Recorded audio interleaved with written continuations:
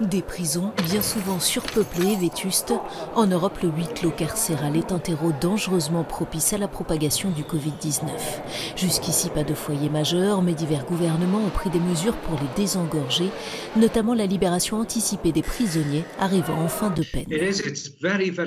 C'est très compliqué à l'intérieur d'une prison parce que les espaces sont confinés, explique le président du syndicat britannique des personnels pénitentiaires. Les couloirs sont étroits, les portes des cellules sont très proches.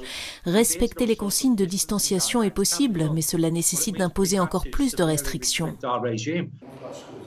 Au Royaume-Uni, l'objectif est de libérer de manière anticipée 4000 détenus, mais pour ce syndicaliste, le processus est trop lent. Nous espérons que cela va se généraliser et que ces détenus pourront sortir bientôt, car d'après ce que je sais, ils ne sont pas très nombreux à avoir été libérés depuis l'annonce. Ils se comptent en dizaines et pas en centaines, donc il faut que ça aille plus vite. Une lenteur justifiée par la ministre en charge du dossier qui invoque les vérifications nécessaires avant de relâcher des détenus. En ce qui concerne les libérations, 4 hommes sont sortis de prison la semaine dernière et un nombre significatif d'autres détenus seront libérés cette semaine, explique-t-elle.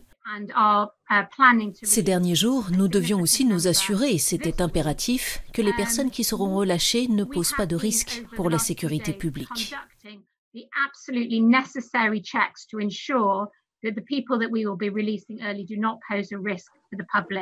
En France, en un mois seulement, la population carcérale a baissé de 10 000 prisonniers. Le résultat des libérations anticipées, mais aussi du ralentissement de l'activité judiciaire et du recours moins fréquent aux détentions provisoires. Trouver l'équilibre entre prévention et sécurité n'est pas simple.